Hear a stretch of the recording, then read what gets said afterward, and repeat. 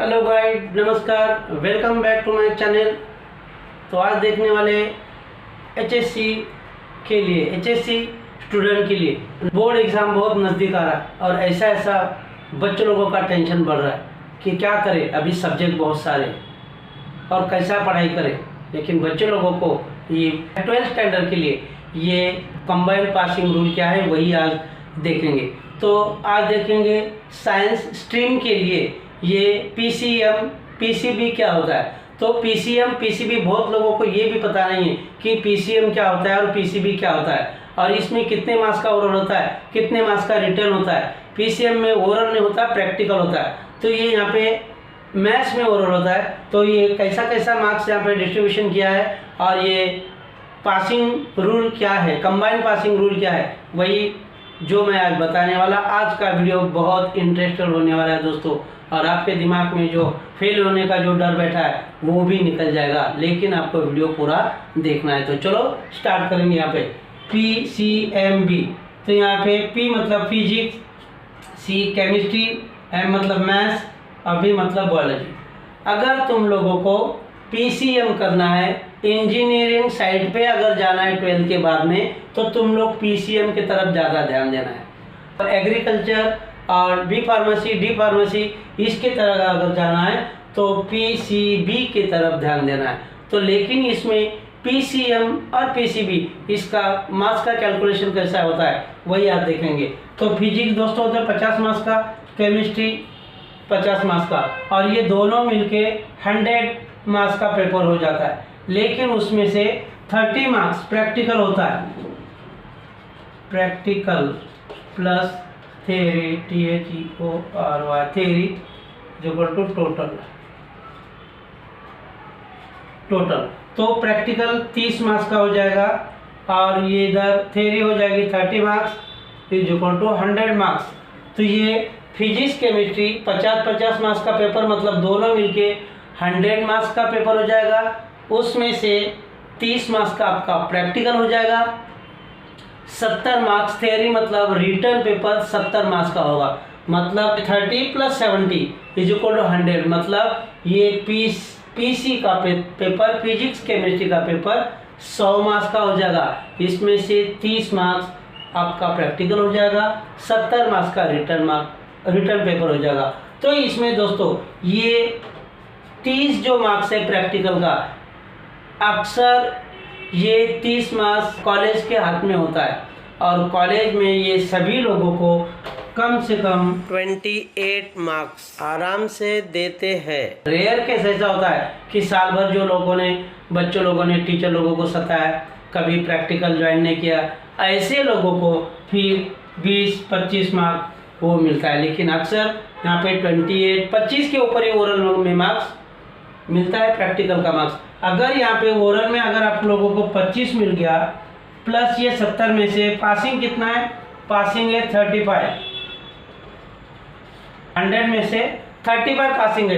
अगर आपको 25 यहाँ पे अगर मिला है तो ये 70 में से यहाँ पे 25 प्रैक्टिकल का मिला है, तो 70 में से आपको अगर 10 भी मिला तो ये 25 + 10 तो 35 हो जाएगा।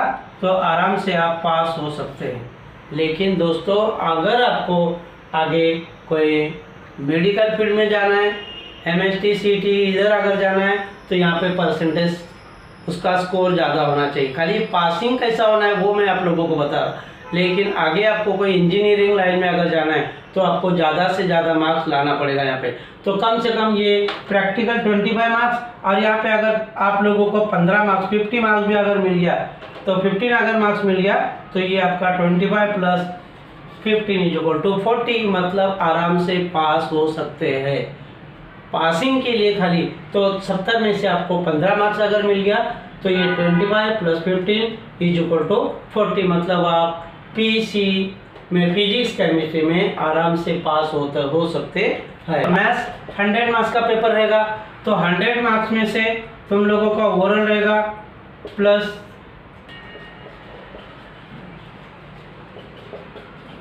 टोटल। तो ओरल रहेगा 20 मार्क्स प्लस 80 मार्क्स का रिटर्न पेपर रहेगा इक्वल टू 100 मार्क्स आप लोगों का हो जाएगा। लेकिन यहाँ पे इसमें भी पासिंग 100 में से 35 मार्क्स पासिंग चाहिए।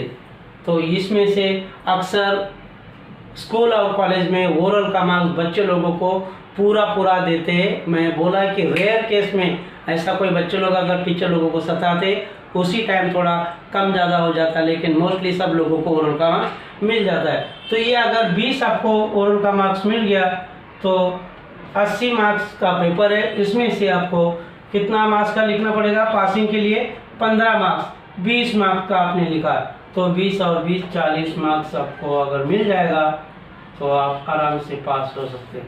मतलब रिटर्न में अपन कितना लिखा है? 20 मार्क्स का लिखा है, ओरल का 20, रिटर्न का 20 और 20 40, तो ये आप मैथ्स के पेपर में भी पास हो सकते हैं। तो इसी तरह फिजिक्स केमिस्ट्री का 50-50 70 मार्क्स चाहिए, रिटर्न का 70, प्रैक्टिकल का 30, 100 मार्क्स का हो जाएगा। मैथ्स का ये भी 100 मार्क्स का पेपर है। बायोलॉजी का भी पेपर जो है आप लोगों का 100 मार्क्स का हो जाएगा। अगर टोटल किसी को बोलना है PCMB, ये अगर किसी को PCMB अगर तीनों भी पेपर देना है, चारों पेपर देना है, तो आप लोगों को ये टोटल 300 मार्क्स का पेपर हो जाएगा। ये 100, ये 100 और ये 100, तो इसी हिसाब से 300 का टोटल ये मार्क्स आप लोगों का PCMB का होगा। अलग अलग तो होगा लेकिन साथ में ही पेपर हो जाएगा। तो फिजिक्स, केमिस्ट्री, मैथ्स, बायोलॉजी, तो ये अलग अलग। अगर किसको मेडिकल फील्ड में जाना है तो उसको कितने मार्क्स का पेपर देने का? फिजिक्स केमिस्ट्री ये 100 मार्क्स और मैथ्स का 100 मार्क्स।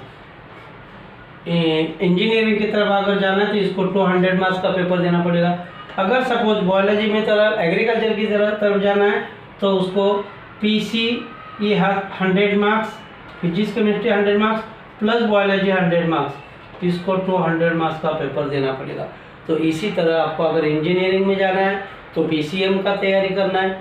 अगर आप एग्रीकल्चर, बी फार्मेसी इसके तरह अगर जाना है तो आप लोगों को PCB की तरफ ध्यान देना है। तो ऐसे वीडियो दोस्तों आपके दोस्त लोगों के साथ में भी शेयर करना है। आप लोग मेरे वीडियो को लाइक, शेयर और सब्सक्राइब ज़रूर करना है। मिलते हैं अगले वीडियो में। Thank you.